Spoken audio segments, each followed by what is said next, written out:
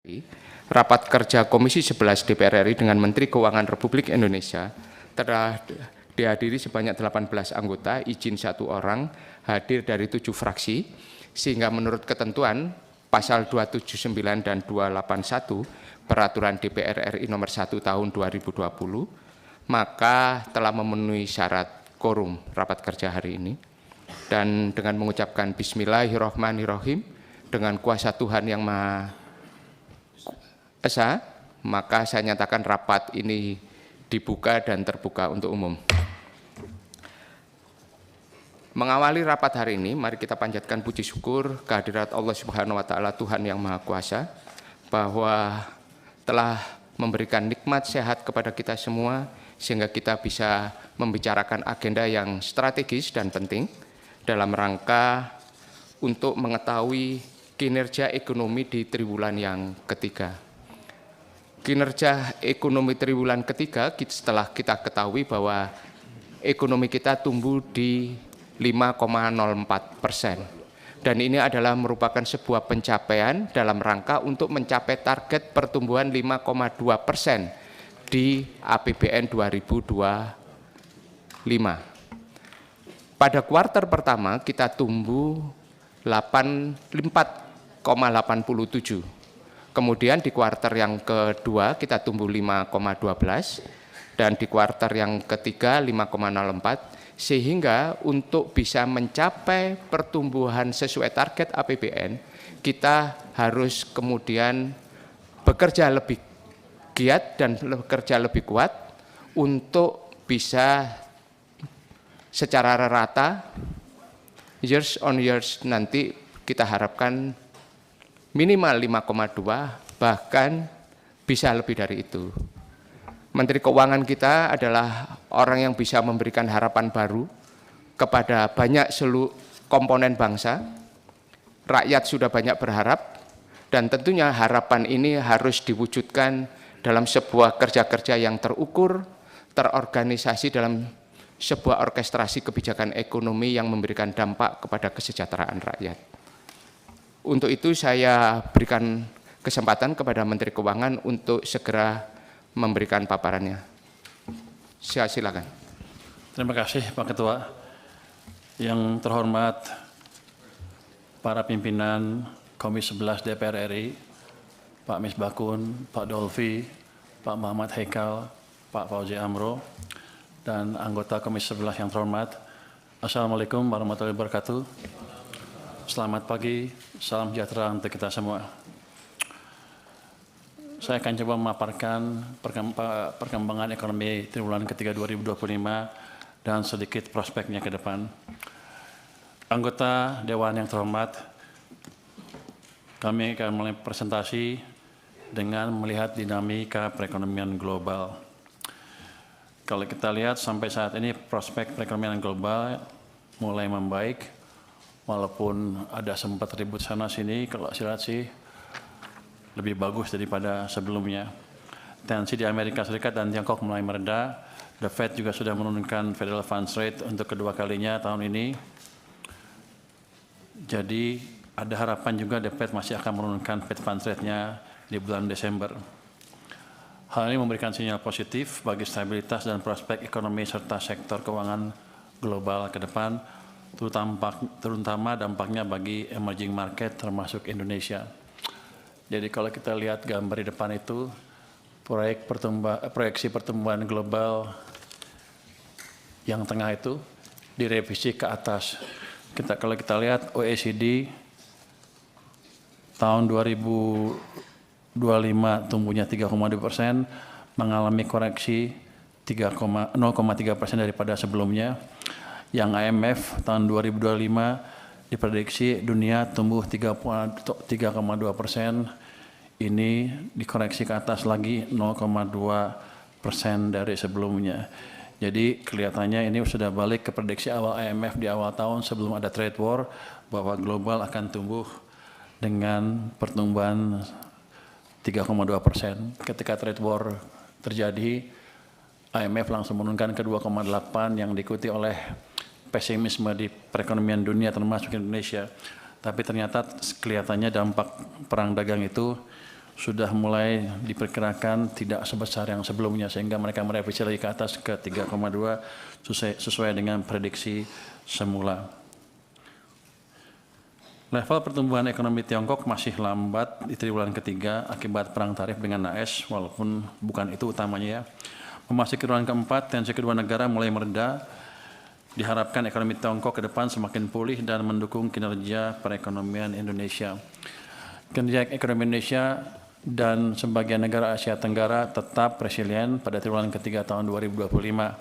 Dengan berbagai perkembangan positif di global, ekonomi diharapkan semakin membaik ke depannya. Kalau kita lihat harga komoditas, masih bergerak fluktuatif. Batu bara, minyak, dan nikel, dan melemahnya harga nikel secara year on year.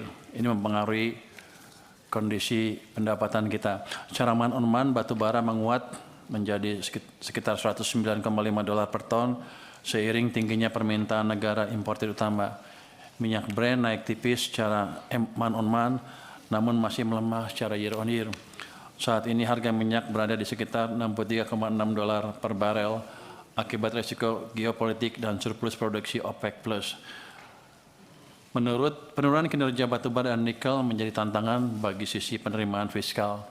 Sementara penurunan harga minyak meredam tekanan belanja APBN untuk subsidi dan kompensasi. Sementara itu, tembaga dan CPO dalam tren menguat secara year on year. Penguatan harga tembaga didorong kekhawatiran pengetatan supply dan berakhirnya government shutdown di Amerika Serikat. Ini memberikan dampak positif bagi penerimaan negara. Pergerakan komoditas ini juga berpengaruh pada kinerja ekspor Indonesia.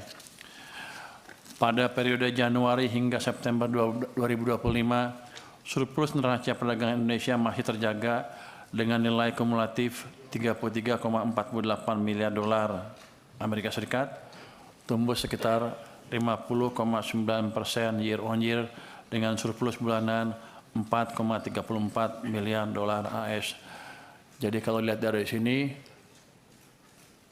walaupun perekonomian dunia mengalami gejolak yang tidak menentu, kelihatannya pengaruh ke ekspor kita dan trade balance kita tidak signifikan, malah cenderung positif.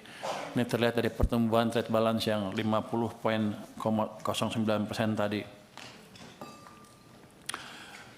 Secara year on year, ekspor tumbuh 11,4% dan impor naik 7,2%. Dan ini menunjukkan aktivitas industri dalam negeri makin aktif di tengah permintaan global yang masih kuat.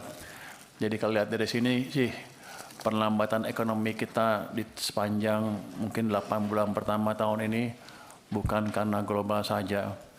Mungkin bukan karena global, mungkin karena salah urus di dalam yang sudah kita perbaiki ya. Current account mencatatkan surplus pada triwulan ketiga 2025 sebesar $4 miliar atau setara dengan 1,1% PDB.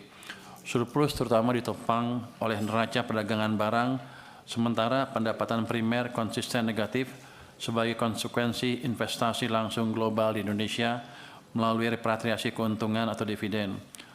Neraca jasa tumbuh terbatas seiring tingginya perjalanan wisata WNI ke luar negeri dan implikasi jasa freight yang sejalan dengan aktivitas perdagangan Indonesia dengan pasar global. Kita lihat ke pasar keuangan domestik. Pasar keuangan domestik stabil dengan berbagai upaya yang dilakukan oleh Bank Indonesia, didukung juga dengan koordinasi fiskal moneter yang solid. Risiko kurs menurun dan optimisme investor global membaik. Walaupun secara agregat terjadi outflow sebesar $180,92 triliun sejak Januari hingga 21 November 2025, kita juga melihat pembalikan di pasar saham dengan inflow signifikan selama November hingga $11,21 triliun. Pembalikan flow di pasar saham menunjukkan bahwa investor asing mulai melihat prospek ekonomi kita kelihatannya lebih baik dibanding sebelumnya. Mungkin mereka lebih optimis terhadap prospek kita dibanding sebelumnya. Di tengah tekanan outflow portfolio, stabilitas rupiah tetap dijaga hingga berada di kisaran Rp16.700 per dolar. Pergerakan nilai tukar yang stabil ini menandakan respons positif meredanya tensi global, dan ekspektasi pelonggaran kebijakan moneter Amerika Serikat. Untuk inflasi sampai dengan Oktober 2025 Indonesia tetap stabil inflasinya di 2,9%. Ini angka yang ideal untuk saya. Jadi kan BI targetnya 3 plus minus 1 ya. Ini 2,9 tuh inflasi yang ideal. Yang ideal tuh biasanya inflasi itu antara 2 sampai 3%. Jadi keadaan inflasi amat ideal.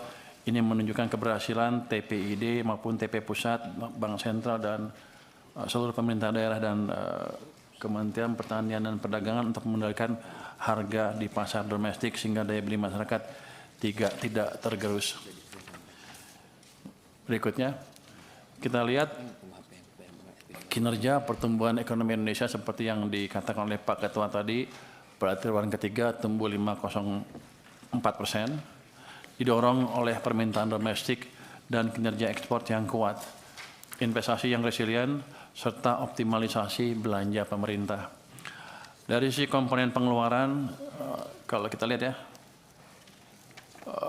konsumsi rumah tangga sebagai penyumbang besar PDB tumbuh solid 4,89% pada triwulan 3. Investasi PMTB tumbuh 5,04%, mencerminkan optimisme pelaku usaha.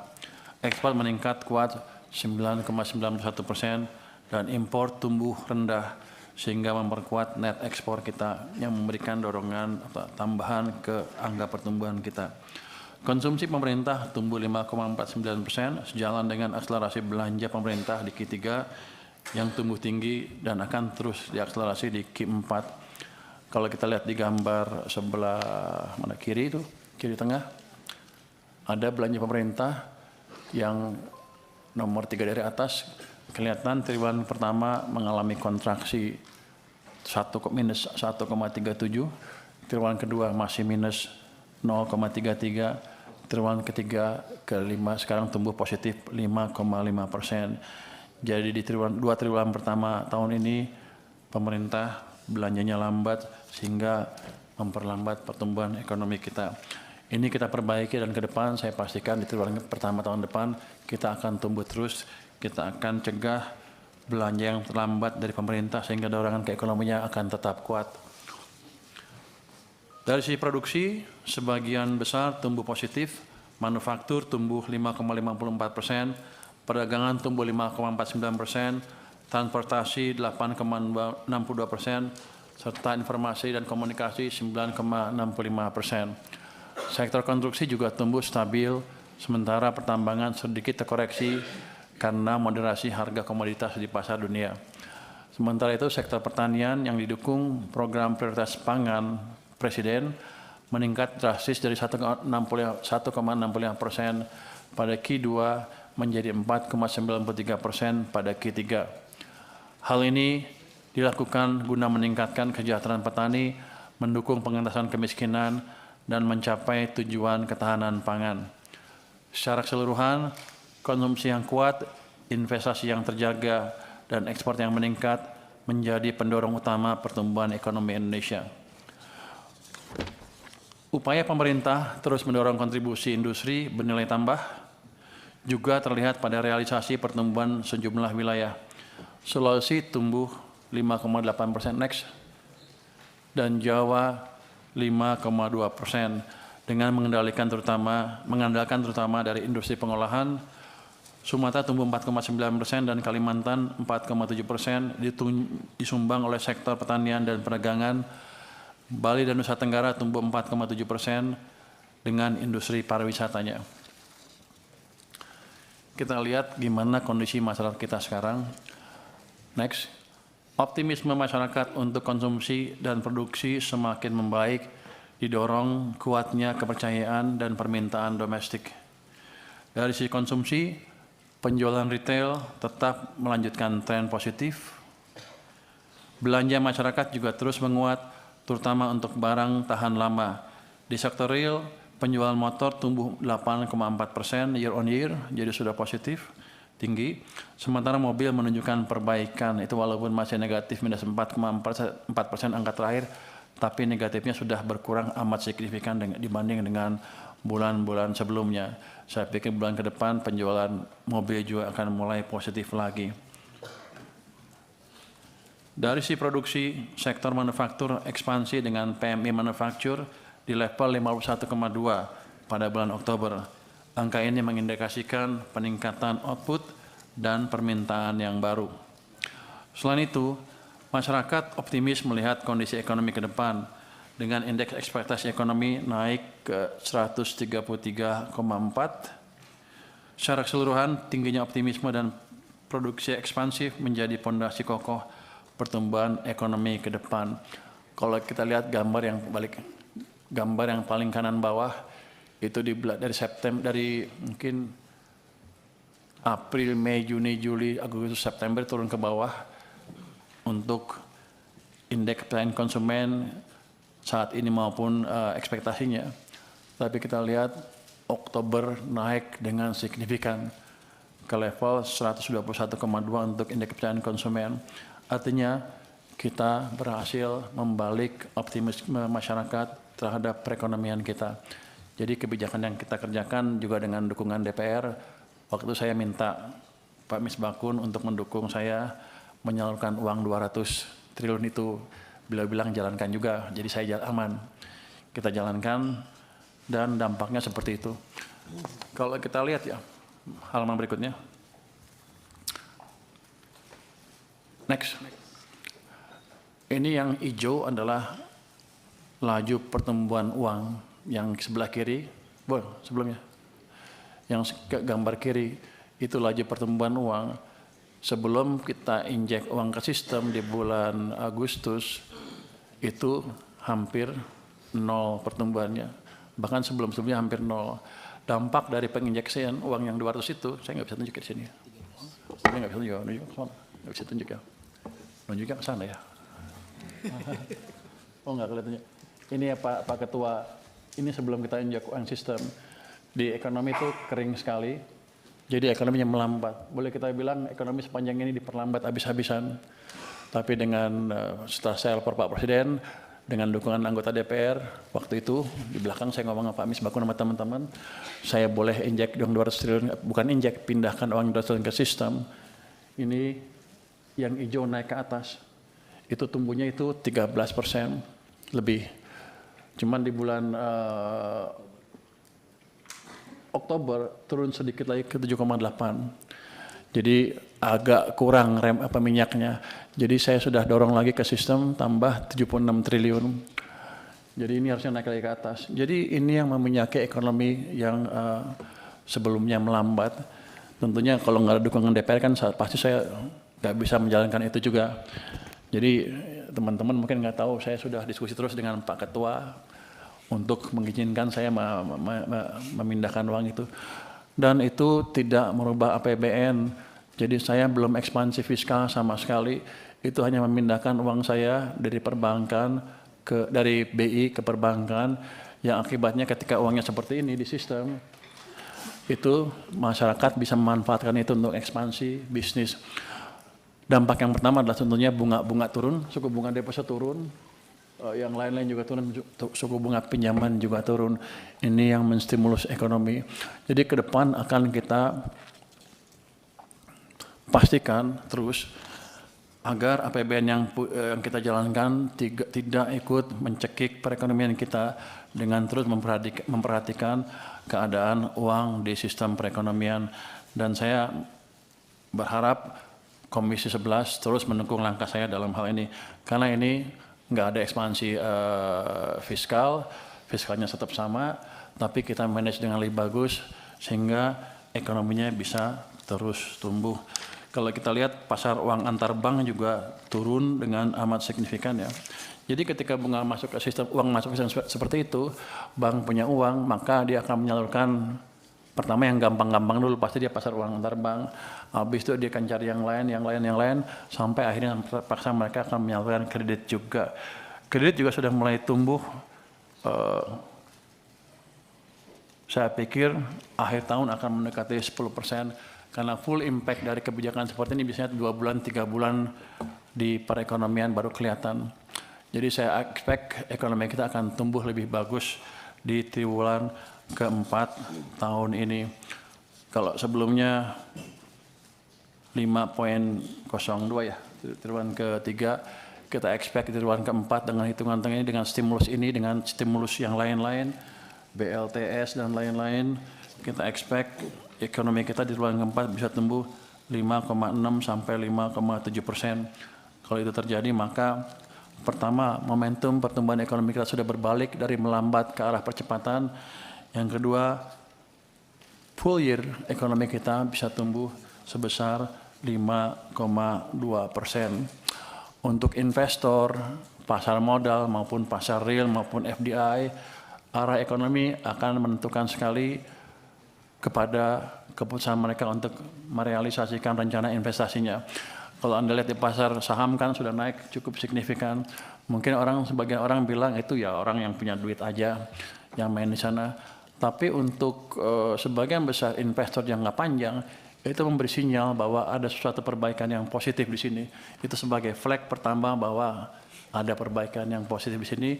Selama kita bisa menjalankan kebijakan yang terus berkesinambungan, saya pikir ekonomi kita akan semakin bagus, pasar saham akan semakin kuat, dan pelan-pelan investor jangka panjang juga akan masuk. Saya ingin tambahkan sedikit. Satu slide yang di luar ini survei yang dilakukan oleh satu lembaga, itu ada lembaganya tapi ini yang saya bilang indeks keyakinan konsumen terhadap pemerintah. Ini sebetulnya kepercayaan masyarakat terhadap pemerintah, presiden, in a way juga menggambarkan kepada sistem politik kita. Jadi pada waktu kemarin ekonomi melambat, Anda lihat sendiri sini, dari bulan Juni, Juli, Agustus, September, ini turun ke level yang rendah sekali. Itu menggambarkan ketidakpuasan masyarakat ke kita semua, bukan ke saya, bukan kami aja, tapi ke semuanya.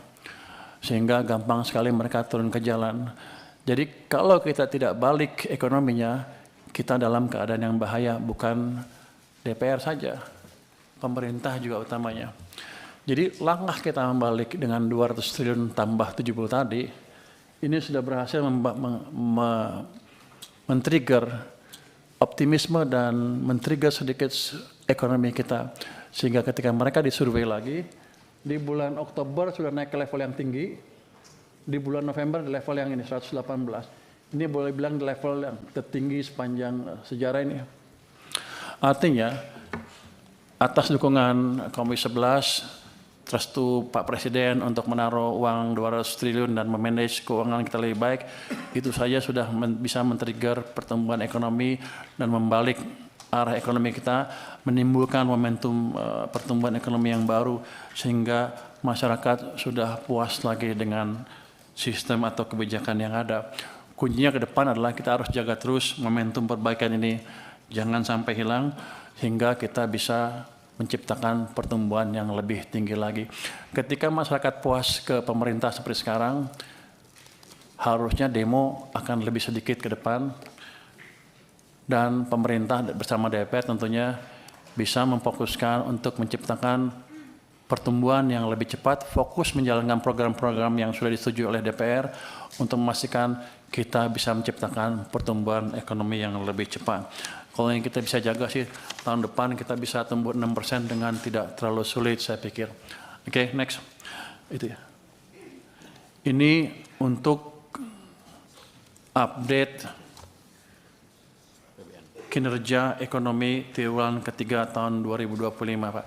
Tadi berhubung Pak Ketua mengatakan ini adalah untuk update ekonomi, apakah kami harus masuk ke APBN-nya? Mohon petunjuk. Silakan, Pak. Saya lanjutkan. Next.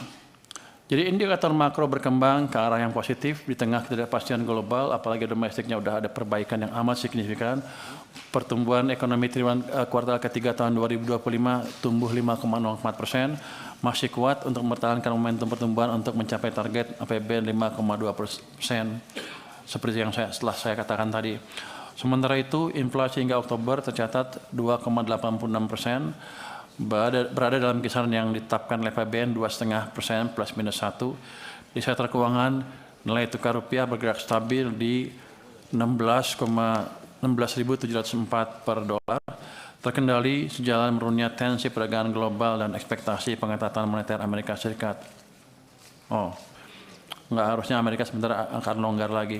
Kondisi ini memberikan ruang bagi Bank Indonesia untuk menyusun strategi moneter yang selaras dengan target pemerintah untuk pertumbuhan ekonomi. Orang sering bertanya, kenapa bursanya kuat, ekonominya stabil, kok rupiah melemah. FDI itu perlu waktu untuk masuk ke sini, tapi selama kita bisa meyakinkan bahwa pertumbuhan ekonomi kita semakin cepat ke depan, harusnya investor asing jangka panjang maupun pelaku bisnis dalam negeri akan melakukan ekspansi bisnisnya. Dalam keadaan seperti itu harusnya sih rupiah akan cenderung menguat. Sementara itu yield SBN 10 tahun konsisten menurun, berada di 6,11% sampai dengan 14 November 2025. Penurunan yield di tengah outflow asing menunjukkan dukungan demand dari investor domestik yang kuat. Ini sebenarnya bagus sekali, karena nanti kalau domestik yang menguasai sini, seperti di Jepang kan 95% domestik investor untuk obligasinya, yield kita tidak akan gampang digoncang oleh pergerakan investor asing. Jadi stabilitas ekonomi kita harusnya akan lebih baik. Penurunan ini mencerminkan level yield SBN yang masih menarik bagi investor dan sekaligus menciptakan cost of fund lebih rendah bagi APBN. 6,11 ini salah satu level yang terendah sepanjang sejarah ya Pak Minto ya. Untuk sektor migas, harga minyak mentah tercatat $69 per barel, jauh di bawah asumsi APBN. Ini berdampak positif terhadap belanja pemerintah. Dinamika harga ini dipengaruhi oleh faktor geopolitik dan respon kebijakan OPEC+. Terakhir, lifting minyak dan lifting gas masing-masing terrealisasi 580,3 ribu barel per hari dan 974 ribu barel setara minyak per hari untuk gas. Pemerintah terus mengoptimalkan lifting migas melalui peningkatan investasi dan pengembangan teknologi untuk mencapai target APBN.